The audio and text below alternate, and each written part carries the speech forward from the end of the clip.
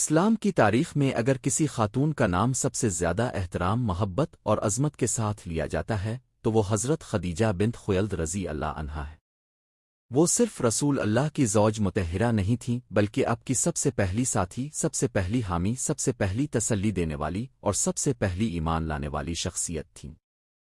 ان کی زندگی صبر، وفاداری، یقین، قربانی اور محبت کا ایسا حسین امتزاج ہے جس کی مثال تاریخ میں بہت کم ملتی ہے۔ حضرت خدیجہ قریش کے معزز خاندان سے تعلق رکھتی تھیں۔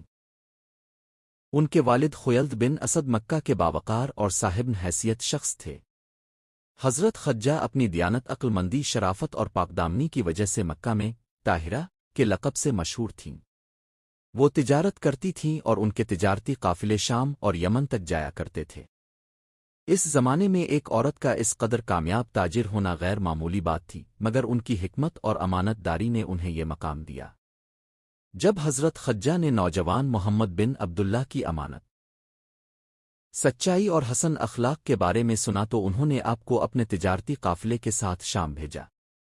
اس سفر میں آپ کی دیانت اور سچائی نے انہیں بے حد متاثر کیا، چنانچہ انہوں نے خود نکاح کا پیغام بھیجا۔ اس وقت حضرت محمد کی عمر 25 سال تھی اور حضرت خدیجہ کی عمر تقریباً 40 سال تھی۔ یہ نکاح صرف ایک ازدواجی رشتہ نہ تھا بلکہ دو عظیم روحوں کا ملاپ تھا۔ یہ رشتہ محبت، عزت، اعتماد اور وفاداری کی بنیاد پر قائم ہوا اور 25 سال تک قائم رہا۔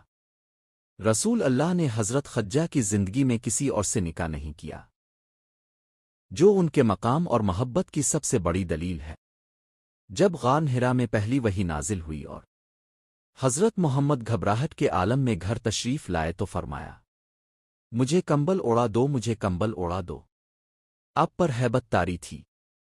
اس موقع پر حضرت خدیجہ نے وہ تاریخی الفاظ کہے جو ہمیشہ کے لیے سنہرے حروف میں لکھے گئے، ہرگز نہیں، اللہ آپ کو کبھی رسوا نہیں کرے گا۔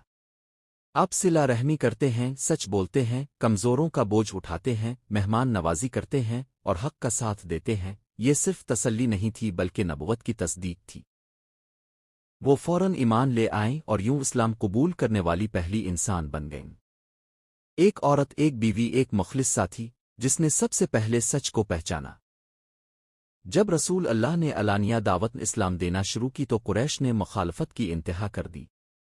تانے، مذاق، ظلم اور سوشل بائیکاٹ سب کچھ ہوا، مگر حضرت خدیجہ چٹان کی طرح کھڑی رہیں۔